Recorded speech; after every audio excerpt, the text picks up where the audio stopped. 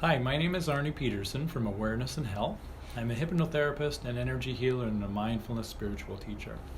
And I'm really excited about this new theme for the next 6 weeks. It's on taking a look at healing chronic pain. How do we get stuck in chronic pain? What are things that we can do to help let that go and for our body to heal? And so today's episode, it is on what blocks our body from healing. You know, it's really amazing that our body, if we think of a stick, okay, and we break that stick right in half, it's right in two pieces, it makes this loud snap. Well, think of a broken leg or a broken arm, that we know, we have this belief system that if we break our leg or break our arm, it could break, literally the bone break right in half.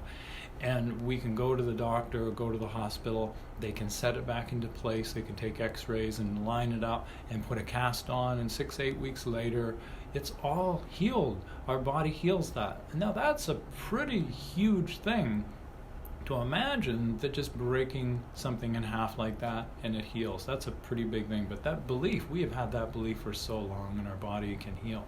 What if it's really a matter of belief, that some things we just don't believe, they're harder to heal?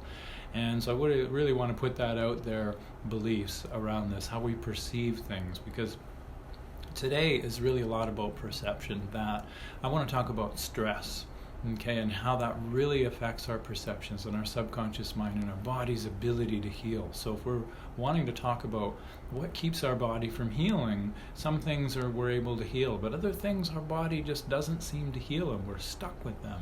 So let's talk about stress. Say we've got unsaid words somewhere. We're holding things back. We're not speaking our truth. Say we're getting stuck in negative thinking. Say we're getting stuck with problems in a relationship where we're having conflict going on and we can't seem to resolve that. Maybe we at work, it's a really unhealthy environment and we don't feel good, and we feel that our boundaries are always walked over. Maybe we're having money issues, or maybe overall our needs aren't getting met. But overall, all of these things, getting caught in negative thinking, judging the world, not liking the way things are, not happy with things, they're all a form of resistance. And they all lead to there's this sort of underlying cause of all of these things, this belief system within us that quite often is stemming from maybe not feeling good enough, maybe not feeling worthy, maybe we don't feel we're a good person or something like that. That these beliefs get in from a very young age, and we just don't feel confident enough. We don't feel we're able to do something enough. And so there's this underlying sort of foundation of tension to begin with, where we're perceiving life from these old ways, these old habits, these old beliefs in our subconscious mind. And the reason I'm talking about this is I want to talk about the autonomic nervous system in our subconscious mind. In our autonomic nervous system, which handles all of our automatic body functions, and it handles all of our long-term memory, our survival, handles our creativity, all of our emotions and feelings, and all of the main body systems, all of the automatic functions of our body. So in that autonomic nervous system, we've got two subsystems. One is called the sympathetic, and the other one is called the parasympathetic nervous system. And the sympathetic is fight or flight.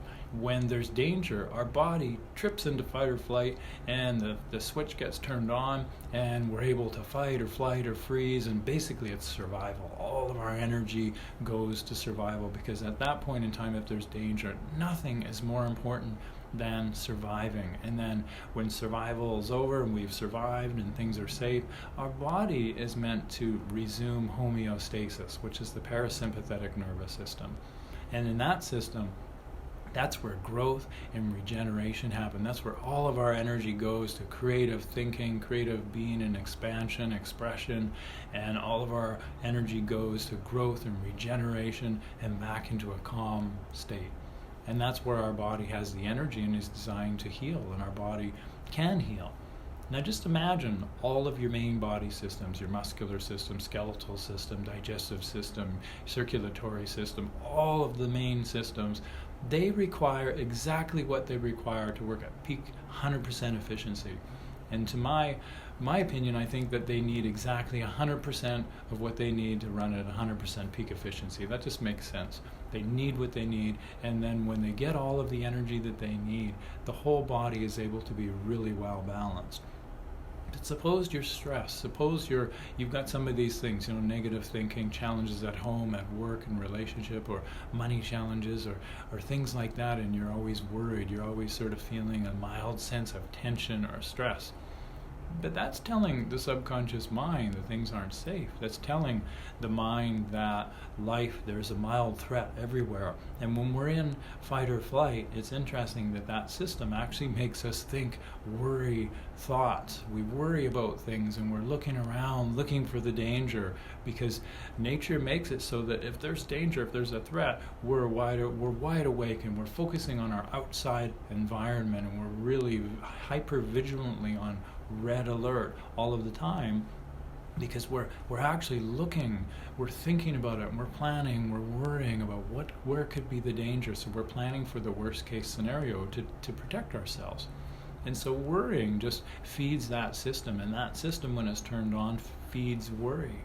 And so I want to talk about this a little bit, that if our body is in that system, if it's turned on, fight or flight is turned on, how can our body have the fullest capacity to heal? I think that's the best place to start. And when we understand how the subconscious mind works, and trust me, there is so much in the subconscious mind that we're not taught this kind of stuff in school. And it's really amazing. As a hypnotherapist, this made the biggest difference in my healing, is actually finding a hypnotherapist.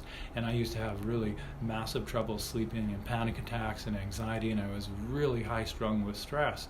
And hypnotherapy helped me so much, I decided to train in it. And the stuff that I learned was amazing.